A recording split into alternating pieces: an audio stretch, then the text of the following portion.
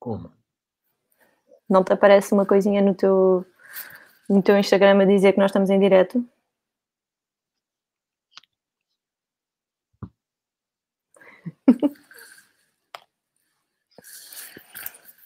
Não está aqui uma story. Deve haver story, sim. Ah, tá lá. Já encontraste? Então lá, junta-te a nós. Eu vou-te ver aqui.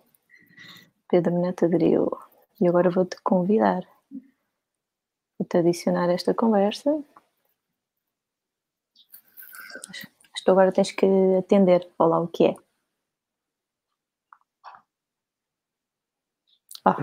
Cá estás tu. Ok, então agora sim. Então, muito boa noite para toda a gente que nos está a ver.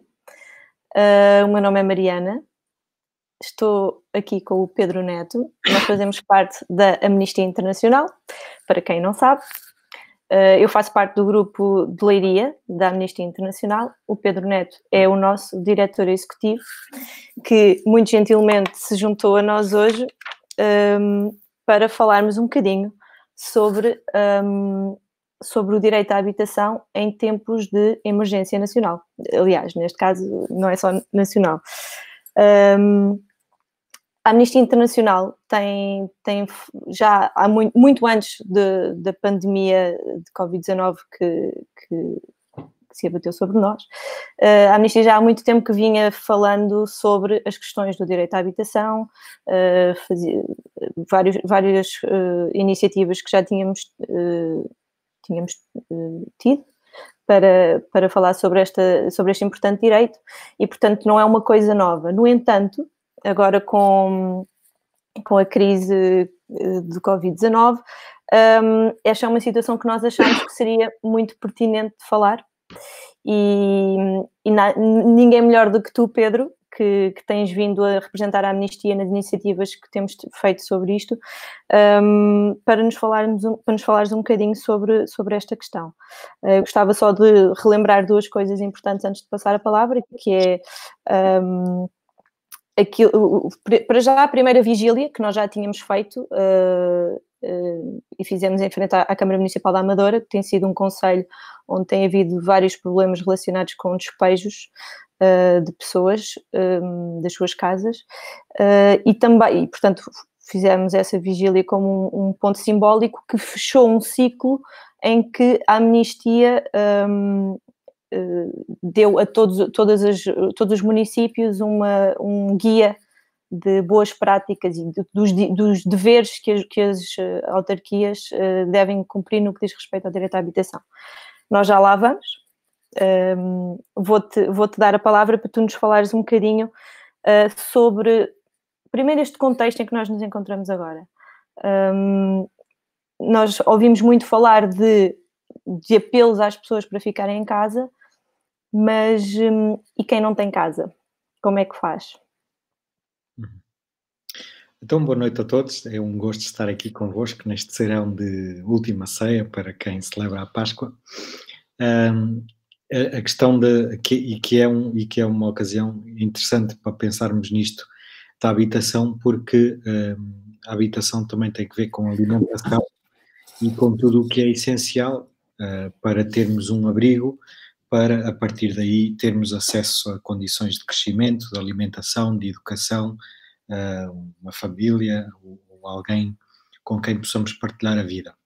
E em tempos de crise, que é como a que vivemos atualmente, tudo escala na sociedade e nós temos visto e temos noticiado muitas ações de solidariedade e muitas ações de bem que vão sendo normais, não é que tenha começado agora, mas que pessoas que se juntam em rede para trabalhar, mas que se falam muito, porque essa parte boa e essas coisas boas escalam. Por outro lado, tudo o que é mau e que é grave e que é um problema também escala e ganha uma dimensão quase ao quadrado, que é exponencial. Tanto os problemas como as coisas boas são exponenciais neste tempo de crises e tudo o que é um problema, uma pequena vantagem em tempo normal, aqui fica com uma dimensão muito maior. Há algum tempo eu estive no México e nos Estados Unidos, na fronteira entre Estados Unidos e México, e via na cidade de Tijuana como as pessoas viviam a tal caravana que nós acompanhámos no verão de 2019. A maior parte das pessoas, não conseguindo passar para os Estados Unidos, acabou por ficar por ali e viver em barracas, e a cidade de Tijuana expandiu-se muito, mas muita gente vive em barracas e depois na venda ambulante de alimentos ou de recordações ou o que seja. Formas informais de economia para tentarem Porque sustentar de alguma forma. as pessoas fazem-se à vida e tentam safar-se e Claro. providenciar o essencial aos seus. E, portanto, também é uma pena porque esse feedback dessa viagem acabou, e desses trabalhos que estive lá a fazer, acabou por ainda não passar para fora e ser divulgado, porque estamos a lidar agora com esta crise que é absolutamente prioritária. Falando desta questão exponencial, o problema da habitação e do acesso à habitação torna-se muito mais grave neste tempo.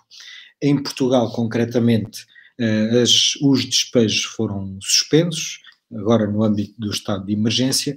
Isso é um alívio muito grande, porque não é que a gente defenda que não haja despejos, porque eles podem existir tendo um certo enquadramento, e também a solução onde muitas pessoas que acabam por ser despejadas, nestas que vivem em bairros informais, também não é solução de habitação digna aquela. Portanto, não defendemos que elas continuem lá, mas também não defendemos que sejam despejadas para um cenário que ainda é pior.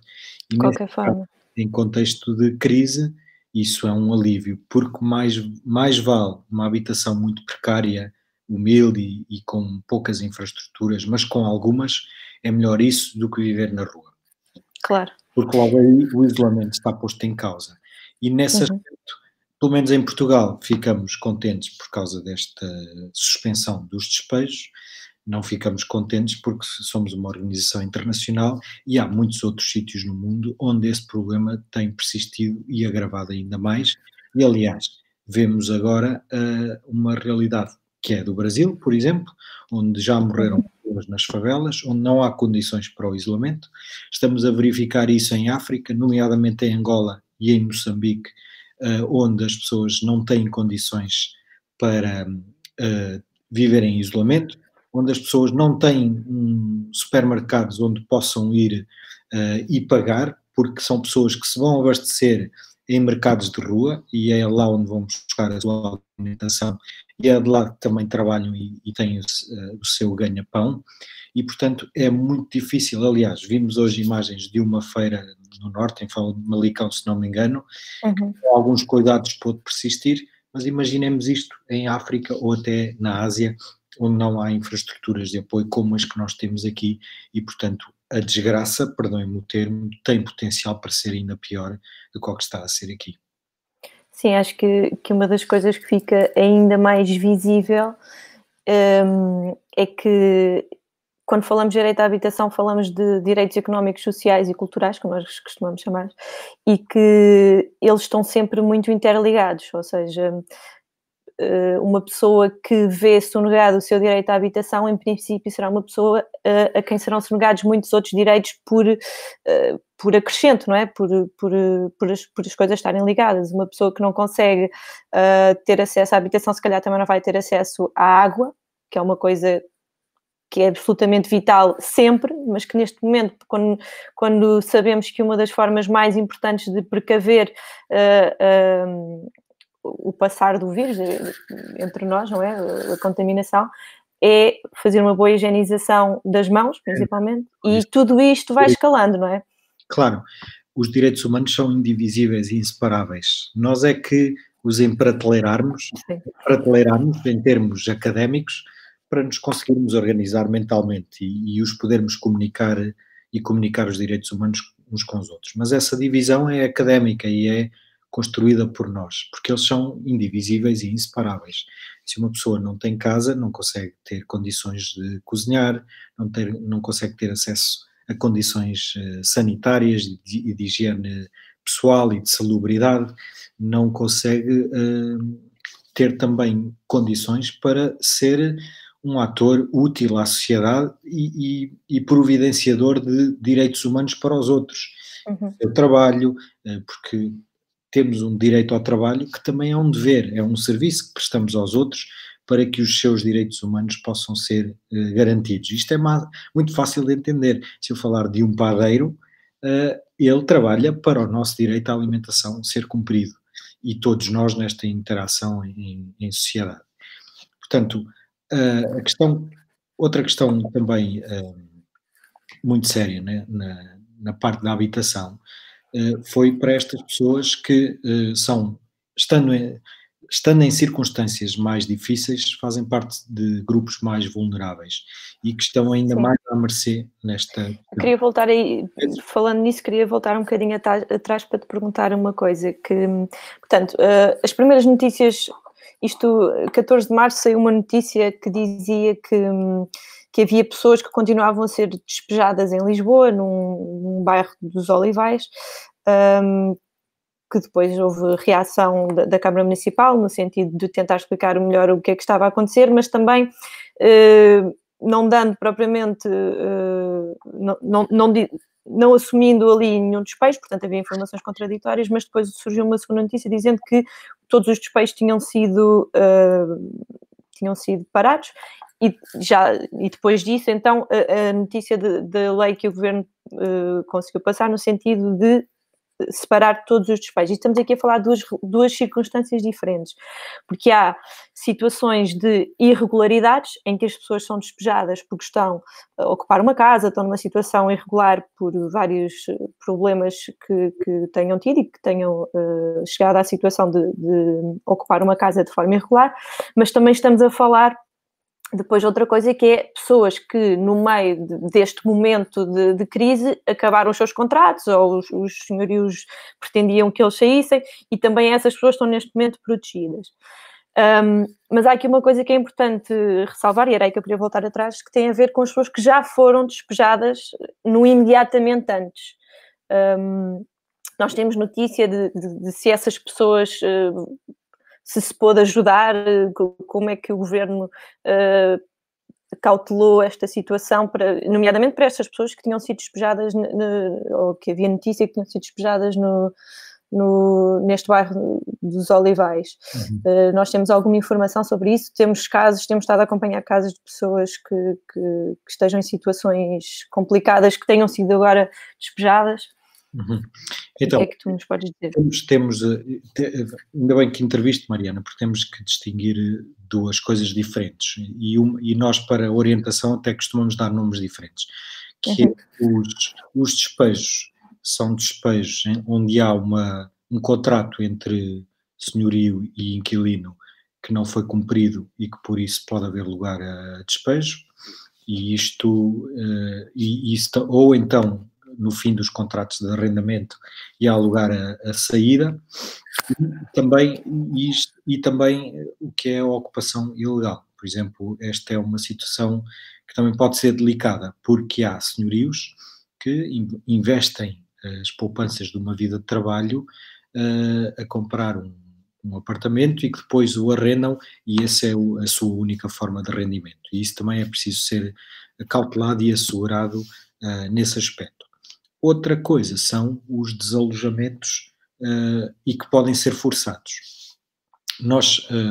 E neste caso, estes desalojamentos, a maior parte das vezes, são em habitações informais de pessoas que já há muitos anos chegavam, não havendo a burocracia e o ordenamento do território e a organização que há hoje a nível municipal, construíam a sua casa e não havia documentação. É uma construção a que se chamamos ilegal. E há muitos bairros, e havia muitos bairros nos anos 90, lembro-me de ser mais novo, aliás, eu sou filho de imigrantes e nasci fora, e a imagem de criança que tenho de Lisboa era quando ia ao aeroporto buscar os meus pais ou outros familiares, e à chegada havia bairros imensos de barracas, naquilo que eu hoje sei que é a zona de Camarate, onde vivem algumas famílias, cerca de 37. Tenho estado em contacto com essas, desse bairro, que é conhecido pelo bairro da Torre, foi mediatizado há um ano e pouco porque houve lá um incêndio, e essas pessoas vivem ali nas condições onde sempre viveram, em barracas com telhados de zinco ou de chapa, não têm água corrente, o que é uma dificuldade. Eu lembro-me de estar lá e de estar com uma criancinha, e desculpem, agora vou ser muito descritivo na descrição, desculpem o pleonasmo, vi uma menininha de 8, 9 anos com feridas na cara, que era de mordidelas de ratazanas, porque lá chegavam as ratazanas durante a noite e iam mordendo nas crianças, e portanto, como é que uma criança a viver nestas condições pode ter acesso a um crescimento saudável, pode estudar em casa sem eletricidade, sem água corrente, e portanto esses problemas continuam. Há dias vi uma entrevista do António Mexia, é lá que não simpatizo com o senhor, nem com a EDP, nem com a forma de gestão da empresa e de monopólio que eles têm, mas não é o assunto de hoje. Falar do seu trabalho de fazer viseiras e essas coisas muito importantes e úteis, mas a responsabilidade social de uma empresa de fornecimento de energia, nesta altura, devia ser fornecer energia a quem precisa dela por razões de saúde.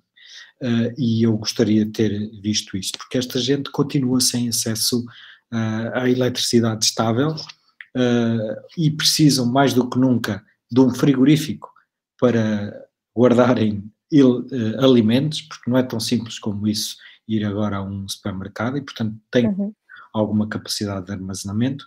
Aquelas pessoas que foram desalojadas em Lisboa, não sei como estão agora, mas na altura nós acompanhámos-las e chegámos a ir à Câmara Municipal de Lisboa, acompanhá-las e observar o atendimento que lhes era dado ou não. Não conseguimos perceber se o desalojamento foi legítimo, se foi legal ou se não foi legal, e que é também a mesma questão que estamos a fazer, o acompanhamento que estamos a fazer na Amadora. Estas em Camarate é no Concelho de Loures, e isto ao redor de Lisboa. Infelizmente não consegui ainda sair para ir ao terreno. Nestas últimas 3 semanas o trabalho tem sido muito intenso e tudo em volta muito da crise e de produzir material de advocacia e de campanhas e de comunicação muito ao redor da crise. Quero ver se depois da Páscoa também consigo, porque a mobilidade é mais restrita, de alguma forma chegar à fala com estas pessoas e ver o ponto de situação atual. Como estou preso aqui na casa de trabalho, por perto de Lisboa, também fico um pouco mais limitado de ir a outros sítios, mas sei que em Leiria, ainda há pouco tempo, tivemos questões e dúvidas nesta questão de alojamento de pessoas da etnia cigana, e lá está, mais grave, Lisboa e Porto, que são os grandes centros urbanos onde a habitação é mais complicada. Eu dizia há pouco que os desalojamentos podem ser legais e legítimos, ou seja, há no direito internacional um percurso e que é preciso cumprir para que estes desalojamentos possam acontecer sem serem forçados, porque uma pessoa que constrói uma casa ilegal, no enquadramento de hoje, não tem o direito de lá viver, mas também não pode ser, mas tem o direito de lá viver se não houver uma outra alternativa e que seja condizente e cumpridora de certos direitos básicos e que estão escritos em constituições, em legislação humanitária internacional. Portugal subscreveu e por isso está obrigado. Este manualzinho que nós... Sim, era o que eu ia perguntar a seguir. Força aí.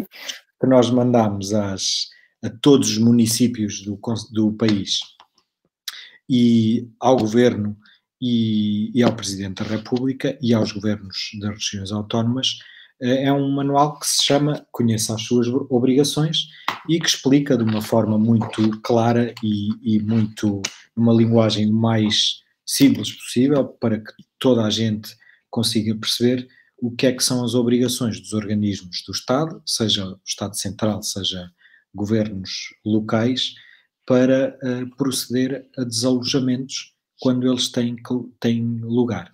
E uma coisa que nós percebemos é que quando há lugar à demolição de uma casa, ilegal ou informal, os inquilinos já nem lá estão, já é suposto estarem noutro sítio, a habitarem noutro sítio. Claro. Um, e isso não tem acontecido antes da crise, e portanto, Uhum. Portanto, também não se previa que as coisas melhorassem agora, não é? Mas pelo menos agora está tudo parado, o que é um bom sinal sim, para as pessoas que não têm alternativas. por causa disso não ter existido assim dessa forma, há pessoas que estão hoje a viver em condições muito delicadas. Há uma família ali da Amadora, que estava no bairro 6 de Maio e que foi desalojada à força, e não tinham alternativa. Uh, uma das alternativas legais é um bilhete de volta, de regresso ao país de origem, no caso de migrantes, e essa é uma alternativa legal, por muito que nos escandalize. O que é certo é que essa alternativa tem sido proposta a pessoas de etnia cigana, que estão há mais de 500 anos em Portugal e que são portuguesas e não são de mais lado nenhum, e a pessoas que já vieram para Portugal há mais de 35 anos, ou 40 ou 50, que são da Guiné-Bissau, ou de Angola, ou de Moçambique. Ou seja, no fundo não são alternativas reais, não são alternativas verdadeiras, são pseudo-alternativas que de alguma forma fazem com que os responsáveis, os decisores políticos, de alguma forma lavem as suas mãos dizendo não, mas nós apresentámos alternativas, as pessoas é que não quiseram aceitar. Isso muitas vezes acontece, não é? E quando estas... Enfim. Uma alternativa de um bilhete de regresso ao seu país de origem a um português não é uma alternativa séria. Claro, num sítio não há raiz ou não se tem nada a ver com o país que supostamente é de origem, não é? Falei uma vez com um senhor, que é o senhor António, e que foi desalojado ali do bairro 6 de Maio. Um senhor que nasceu na Guiné-Bissau, está em Portugal há mais de 45 anos, trabalhou toda a vida, o rendimento do seu trabalho, e trabalhava na construção civil, não foi suficiente para ele conseguir sair da barraca onde vivia, no bairro 6 de Maio, e viu a sair de casa uma vez com 2 malinhas e o bulldozer com as garras já prontas para começar a deitar abaixo. E, portanto, estas situações não são condizentes com os direitos humanos e têm que ser resolvidas. Claro que ia contar outra história de uma família num bar de 6 de Maio, de etnia cigana, o que é completamente indiferente, podia ser outra etnia qualquer, ou caucasiana, ou loira, ou de olhos azuis ou castanhos, que era a mesma coisa. Uma família de muitas pessoas, uma senhora, uma anciã, com filhas, também com netos, que foram desalojados da casa que ela construiu, ilegal, tudo bem, mas que foram desalojados sem alternativa e estão a viver num armazém por caridade, sem qualquer condições, com crianças, com bebés, e estão a fazer o seu confinamento do isolamento social naquelas condições. Sim. Rematando este assunto, enfim, eu gostava só de dizer que muitas vezes nós, quando a Amnistia Internacional fala destes assuntos e quando está a procurar soluções para estas pessoas, não significa, ou seja, quando falamos da lei também falamos de procurar as leis que nos recordem que nós temos que tratar as pessoas com humanidade, independentemente delas poderem estar em situações irregulares ou de não terem feito tudo como devia ser feito perante a lei, enfim, sobre a habitação, sobre impostos, sobre tudo e mais alguma coisa. As pessoas gostam muito de dizer que está ilegal e isso resolve o assunto, mas nós não nos podemos esquecer que, para além das legalidades e das ilegalidades, estamos a falar também de como podemos tratar as pessoas de forma mais humana e ajudá-las a sair dos problemas em que elas eventualmente estarão, não é? E que as levou àquela situação irregular.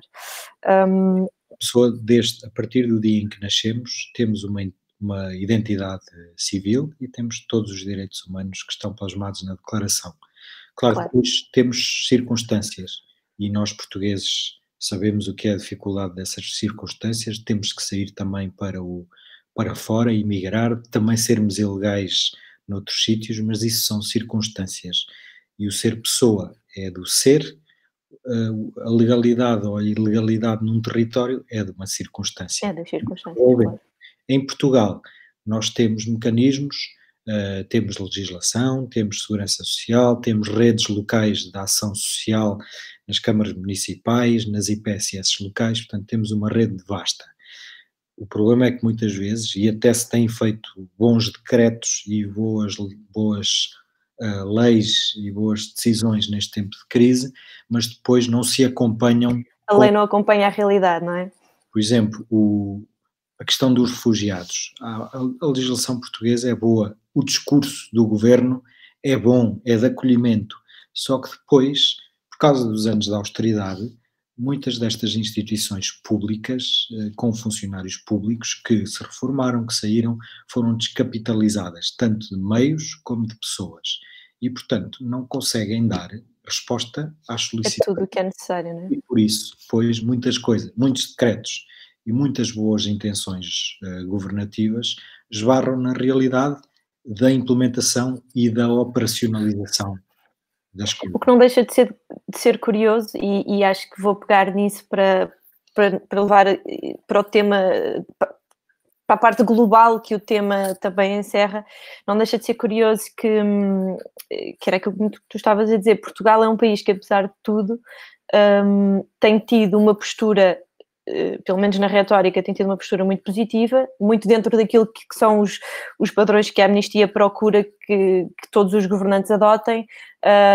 Inclusivamente, fiquei muito feliz enquanto portuguesa de saber que Portugal decidiu, e isso fez eco a nível internacional, Portugal decidiu, durante o período em que estejamos em contenção do coronavírus, decidiu que todas as pessoas que estão ainda em situação de regularizar os seus documentos enquanto imigrantes, que terão estas pessoas, se já estão cá, vão ter direito a todos os cuidados que sejam necessários de saúde e tudo mais, ou seja, na lei está prevista que estas pessoas tenham todos os meios necessários para que se consigam manter em Portugal de forma digna e que tenham acesso a todos os cuidados que qualquer cidadão deve ter também, inclusivamente os de saúde, se por exemplo ficarem infectados e se ficarem doentes com o coronavírus. Isso é uma excelente notícia e realmente faz-me pensar que, pelo menos no que diz respeito à lei, Portugal está no caminho certo. É uma excelente notícia, mas preocupa-me a implementação, porque essas pessoas que têm processos Exatamente. vão precisar de alguma documentação para irem ao hospital se precisarem, para procurarem, para conseguirem trabalho, para conseguirem se alimentar, e eu tenho medo que aconteça o que tem acontecido sempre, que é... Em relação a tudo o resto, não é? Sim, a lei é excelente, fiquei contente, até tive gente a comunicar connosco de fora, a dizer espetacular, e eu, em vez de ficar contente, tenho calma que pode... Pois, vamos ver como é que a implementação funciona, não é? Vimos este filme, sim.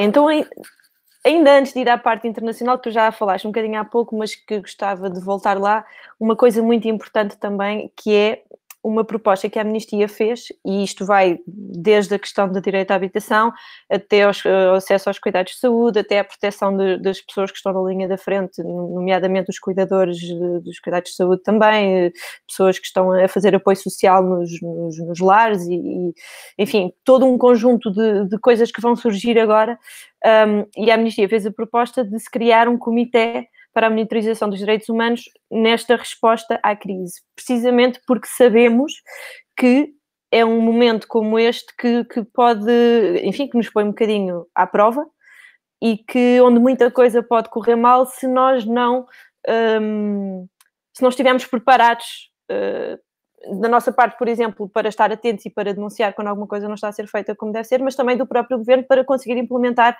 as medidas que devem ser implementadas. Queres-nos falar um bocadinho de como é que essa proposta foi recebida? Sim. Bom, nós ainda não tivemos feedback, eu também não recrimino na falta de resposta.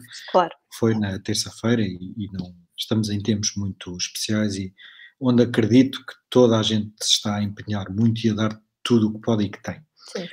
Esta proposta tem, mandámos uma carta ao Primeiro-Ministro e a outros ministérios relevantes, também ao Presidente da República e aos governos regionais, e é uma carta que que tem um documento e que publicamos na nossa página, podem consultar assim se quiserem, amnistia.pt, e depois é fácil encontrar o documento. O documento tem uma preocupação que é, como esta crise é uma crise de direitos humanos, que a resposta também seja de direitos humanos. Aliás, esta crise são duas crises.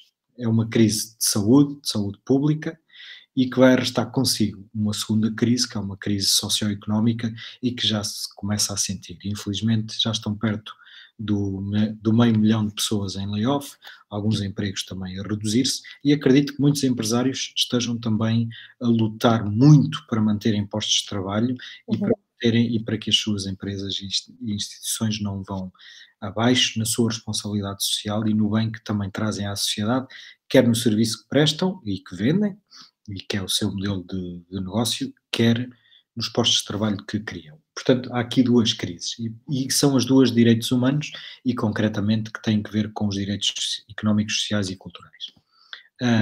O documento que mandamos recorda 10 princípios de direitos humanos a que nós apelamos que não sejam esquecidos nunca em todo o trabalho que se fizer.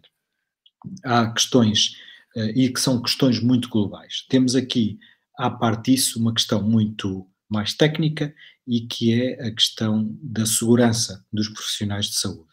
Fizemos uma petição, e que faço o apelo que vão lá também ao nosso site assinar, que é as pessoas que estão a trabalhar e a cuidar de quem está doente têm que estar protegidas, porque se elas ficam infectadas, não é só o ficarem doentes, é que é menos uma a trabalhar nessa frente de cuidados de saúde.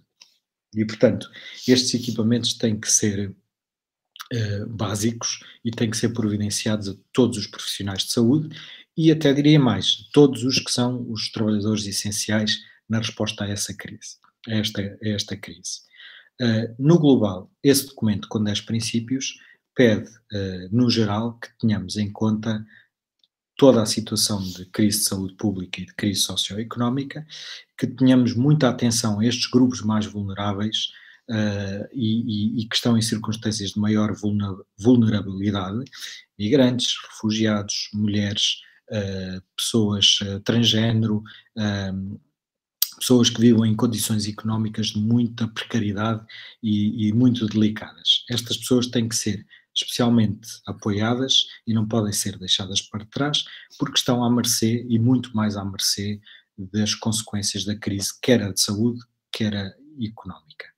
Depois há aqui uma questão muito prática que tem que ver com a implementação destes princípios, e é aqui que entram os comitês, o comitê e os comitês, e passo a explicar. Esta resposta tem que ser a nível nacional, mas também a nível local. Há o princípio, que é uma palavra que eu me engasgo sempre, que é o princípio da subsidiariedade, e que é um princípio que diz: aquilo que pode ser resolvido a nível local, no governo local, não vamos mandar para o governo nacional. É uma lógica de estar a sobrecarregar uma entidade com muito trabalho, se aquilo pode ser resolvido de outra forma mais local. Se o governo tivesse que resolver os problemas de todos os municípios sozinho, estava bem tramado. Por isso é que temos organizações, as câmaras municipais. Ora, de acordo com este princípio, nós sugerimos a criação de um comitê que possa acompanhar este gabinete de resposta à crise do governo e lembrá-los, apoiá-los nas melhores tomadas de decisão no que diz respeito a esta resposta à crise. E isto tem muito que ver com o Ministério da Saúde, Ministério da Segurança Social e Ministério também da Educação e Ministério da Justiça. Depois, a nível local, é a mesma ideia. Este comitê pode ser um grupo de pessoas que se junta ao gabinete de resposta à crise, ou um comitê que vá analisando tudo o que está a ser feito e que vá aconselhando quem tem que fazer. Em Portugal é fácil, porque até já temos organismos. Temos aqui a Comissão contra a Discriminação Racial, temos a SIG, a Comissão de Igualdade de Género, temos o CNDH, que é o Conselho Nacional de Direitos Humanos, e, portanto, há ali pessoas, quer do governo, quer da sociedade civil, Temos especialistas académicos que também podem apoiar e dar esse aconselhamento, seja na forma de um comitê ou pessoas que se juntem a este gabinete de resposta à crise de âmbito nacional. Depois, o que também sugerimos, mas não passou tanto a mensagem em termos mediáticos, que nos gabinetes de proteção civil ou nos gabinetes das câmaras municipais também entrem pessoas ou especialistas em direitos humanos ou pessoas das associações, das IPSS, porque essas conhecem a realidade social das pessoas de perto e estão também elas, já estavam antes a passar por dificuldades de recursos materiais e agora mais do que nunca também o Ministério da Segurança Social tem que apoiar estas instituições que estão no terreno todos os dias e conhecem bem a realidade local para resolverem problemas mais concretos e de assistência e de assistencialismo, porque o assistencialismo não é mau, às vezes ele é necessário, quando é urgente tem que se dar assistência, tem que se dar um primeiro socorro e depois é que vamos à capacitação e ao desenvolvimento, mas a nível local, as respostas locais e as respostas sociais têm que ser dadas a nível local e não pela Ministra da Segurança Social, que essa sim tem que montar um sistema e um sistema governativo que apoie depois os órgãos de governo local e as instituições que estão no terreno todos os dias. E, portanto, as pessoas que no fundo também conhecem essa realidade de perto, também às vezes por as viverem, não é? Por estarem claro, na ótica de quem precisa dessa assistência e desse apoio. estes comitês é para ajudar as pessoas que estão a trabalhar muito, tenho toda a certeza, e a dar o seu melhor, e sabe Deus em que condições, e às vezes com que sacrifícios pessoais também, e familiares, apoiá-las neste sentido de que nada fique para trás no que diz respeito aos direitos humanos. E era como estavas a dizer também, nós neste momento corremos um risco de, para além das pessoas que já estavam numa situação complicada, precária, a precisar de apoio, neste momento a segunda onda que virá depois desta primeira onda do próprio vírus e da crise sanitária será realmente a segunda onda dos problemas económicos que lá está, como de costume, acarretam também depois problemas para as várias dimensões dos direitos humanos. Nós ainda íamos tentar falar um bocadinho sobre a questão global, embora tu já tenhas falado, e como tu já falaste um pouco, e já falaram, aliás, nós próprios também já fizemos diretos sobre a situação o Grupo Leiria já fez uma conversa sobre a situação nos campos de refugiados na Grécia. Tu próprio também tens experiências que já partilhaste de várias formas sobre aquilo que viste lá. Também já falámos sobre as ameaças à democracia que têm ocorrido e demos um exemplo em Israel, onde as coisas parecem estar a ficar bastante preocupantes, mas sabemos que mais perto, aqui na Europa, na Hungria, também há essa nuvem que paira sobre as democracias, onde as pessoas, sob a capa de estar a responder a crises, acabam por fazer pequenos testes às nossas liberdades e garantias, e isso também são assuntos muito importantes, nós temos que continuar a acompanhar. Também já nos falaste dos Estados Unidos, como é que está a situação das pessoas que lá também ficaram agora ainda mais vulneráveis. Portanto, sabemos que globalmente as coisas estão, se calhar, até bem piores do que aqui em Portugal. Faço-te só, antes de fechar e de passar para alguma questão que alguma pessoa que esteja a assistir te queira colocar, queria só perguntar-te, ou pedir-te um comentário sobre uma posição que ouvi de uma escritora que eu admiro imenso, uma pensadora, escritora, jornalista, que é a Naomi Klein, e que falou precisamente de como, tal como em muitas crises, vimos várias reformas estruturais levarem a medidas de austeridade que puseram os direitos humanos em causa, e como nós próprios também denunciámos na Amnistia Internacional. Ela sugere que desta vez os movimentos de base popular, as organizações não governamentais, os defensores de direitos humanos que estão na primeira linha, devem pensar com o mesmo sentido e oportunidade de quem costuma usar estas crises para atacar os direitos humanos, ou seja, de ver nestas circunstâncias oportunidades para passar, neste caso, no lado de defesa dos direitos humanos, não é? Temos que ver como uma oportunidade para passar leis mais justas, que apoiem mais as populações, já que este será um momento particularmente propício para que as pessoas em geral para as pessoas em geral poderem ver o que acontece quando não existem leis e quando não existe quem proteja os cidadãos. Ou seja, é um bom momento para agir, para não nos deixarmos paralisar pelo choque que este tipo de crises tantas vezes nos causa, não é?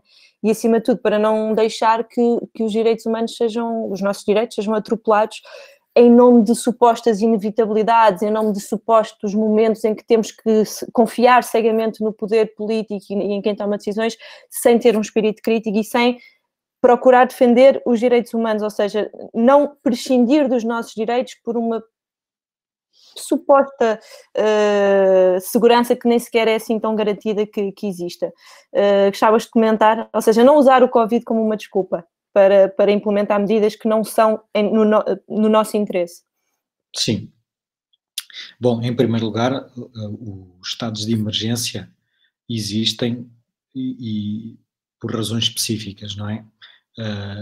E estes estados de emergência têm uma razão que é, vão limitar alguns direitos humanos porque têm que proteger outros. E tudo tem que acontecer na devida proporcionalidade e, por exemplo, nós em Portugal agora estamos limitados na nossa liberdade de reunião, na nossa liberdade de associação, na nossa liberdade de circulação, porque neste momento há um bem mais urgente que é o direito à saúde que tem que ser garantido.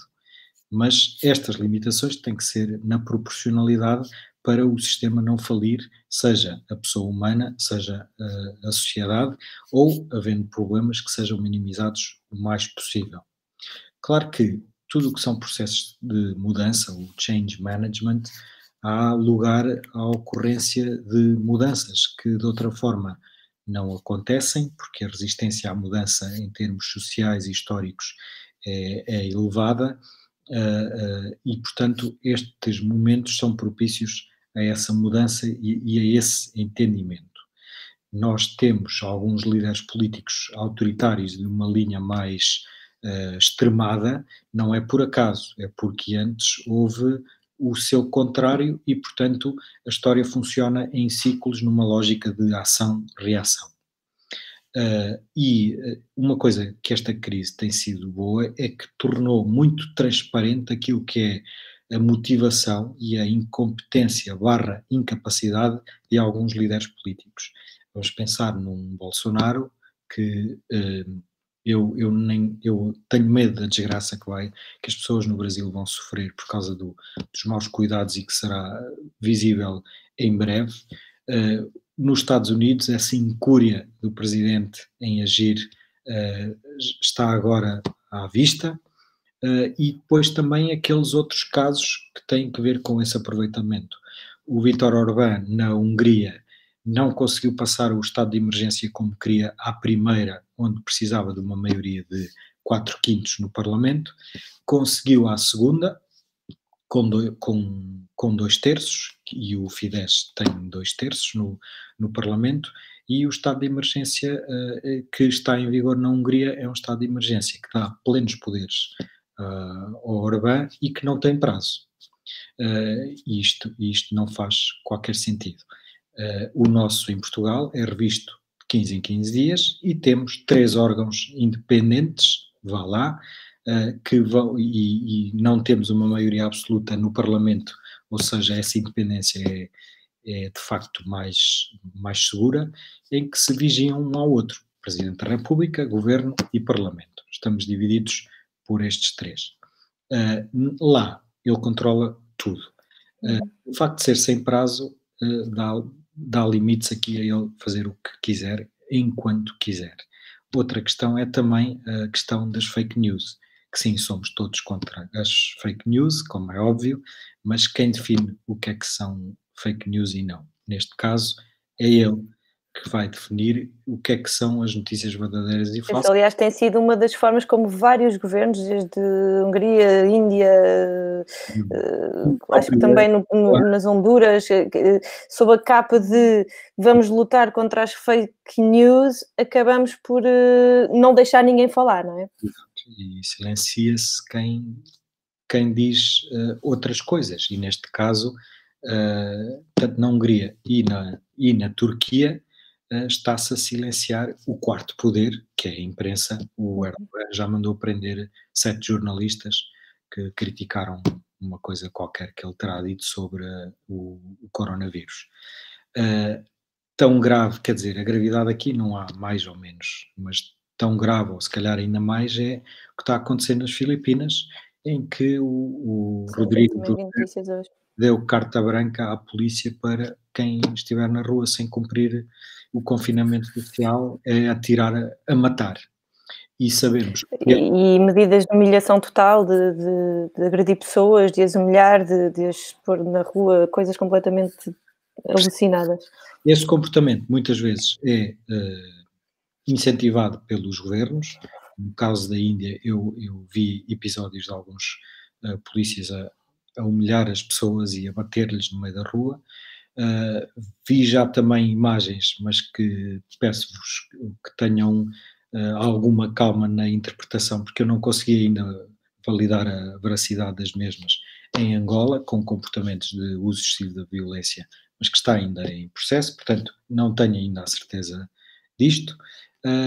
Mas também vi fotografias em Angola, tanques de guerra na rua, porque para que é um tanque de guerra na rua? Para obrigar ao isolamento social, não me parece que faça sentido. E também nas Filipinas é o sítio onde tenho maiores preocupações sobre esta Os questão. atropelos Já que ouvi vai haver. um antigo discurso que era o tráfico de droga, matar Agora é aplicado nesta lógica, não é? nesta lógica, portanto é mais do mesmo.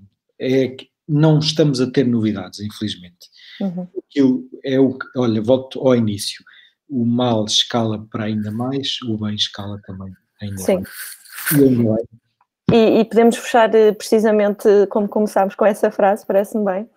Obrigada, era mesmo isso que eu ia fazer, era ler essa questão da Sandra Pereira, que colocou uma questão, não sei se consegue ler toda, eu vou ler toda porque aqui só se vê uma parte. Com a crise económica e social resultante da pandemia, não irá ser futuramente ainda mais difícil a missão de exigir ao Estado medidas concretas para o reconhecimento do direito à habitação como pilar do Estado Social Democrático, que em tempos mais estáveis economicamente não se verificou plenamente. Vai piorar, portanto a questão aqui é esta, não é? Como é que vamos responder a isso? Sim e não. O Estado, temos vários modelos de Estado, que cada um identifica-se mais com um mal mais liberal e mais discreto, com outro mais presente e interventivo. Não discuto isso. Em todos estes modelos cabem os direitos humanos. Há duas respostas para o problema da habitação. Uma que é do Estado, em que é o Estado que se chega à frente e se assume promotor da habitação, e há outra em que não é o Estado o promotor, mas é o Estado o regulador. E, portanto, nós temos visto, e eu tenho acompanhado e vou sempre procurando a questão da realidade imobiliária, e temos visto muito, já mais casos disponíveis para o mercado de arrendamento, porque os Airbnbs estão vazios e alguns preços também a descer. Portanto, não é preciso uma crise para o Estado fazer o seu papel de regulador. E se o Estado fizer o melhor papel de regulador quanto à habitação, provavelmente há mais pessoas que vão conseguir ter acesso a uma habitação condigna, seja comprando, seja arrendando, e portanto o Estado aqui não tem que intervir, tem é que regular. Depois, lá está, há a questão da habitação social, e aí sim, se o Estado está descapitalizado e com problemas de equilíbrio orçamental, porque está a responder e a reagir a uma crise que lhe está a exigir um esforço muito grande em termos financeiros para que a sociedade não vá abaixo em termos económicos ainda mais, nesse aspecto é mais difícil. Mas no aspecto da regulação, creio que é sempre igual. Tem que haver competência na administração pública e na escrita, no design das políticas públicas que podem resolver estes problemas. Ok, esperemos que isso aconteça. Embora aqui me pareça também que a questão da Sandra tinha mais a ver com essa questão do escalar dos problemas económicos que poderem vir a refletir-se também depois no acesso à habitação condigna e acessível. Não sei se há mais alguém que queira colocar alguma questão, mas entretanto já vamos muito à frente daquilo que era suposto da meia hora de conversa.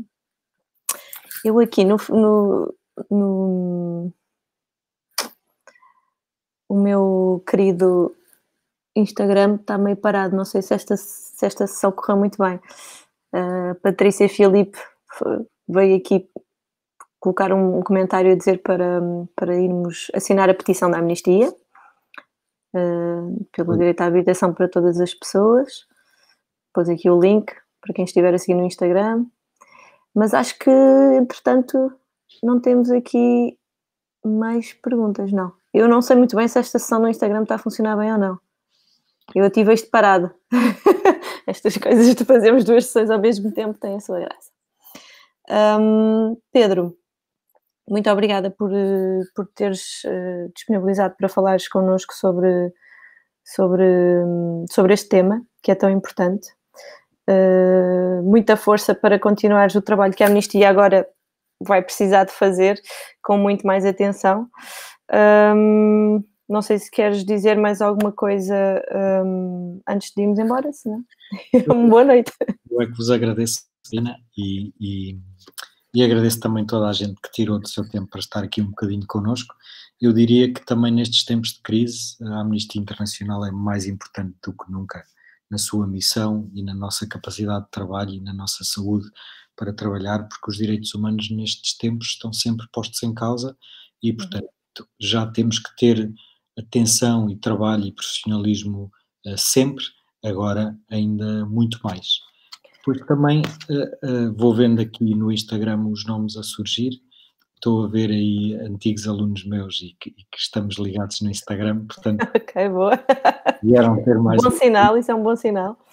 E agradecer também a todos os ativistas e aos colegas da Amnistia, atuais e antigos, que estão aqui a seguir-nos e continuamos todos juntos. Apoiem a Amnistia, assinem as nossas petições, tornem-se apoiantes, trabalhem connosco das mais diversas formas, seja no ativismo local, seja no ativismo online, que agora temos que trabalhar muito. Agora temos que ir um bocadinho mais por aqui, não é?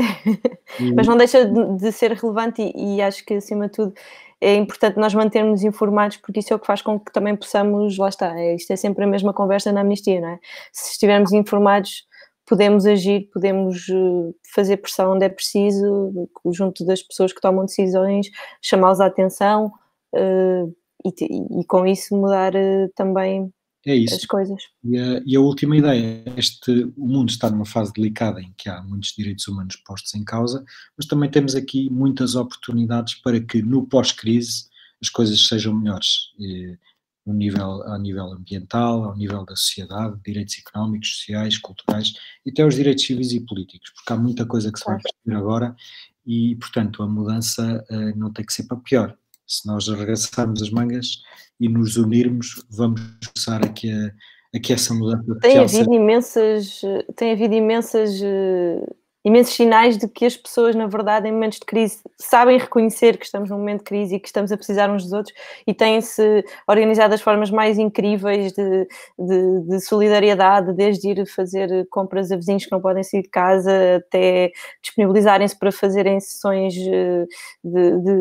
de psicoterapia, sei lá, há tantas coisas a acontecer. Nós temos sempre esta sensação de quando se fala em crises como esta, de pandemia, de desgraça, de terror, que vamos todos virar-nos uns contra os outros, vai ser um salve-se quem puder e ninguém vai querer pensar no outro, e a verdade é que, apesar de tudo, temos assistido a muitas situações em que as pessoas, sem ser preciso dizer nada, sem ser preciso andarmos a fazer esse papel, as pessoas solidarizam-se, as pessoas sabem exatamente o que têm que fazer e acho que isso é um bom indicador de que não estamos assim tão mal como às vezes parece que estamos e ainda há espaço para muita solidariedade. E, portanto, sim, é essa a ideia, manter-nos ativos. Obrigada, Pedro, por teres vindo e obrigada a todas as pessoas que assistiram e que estiveram connosco. Boa noite.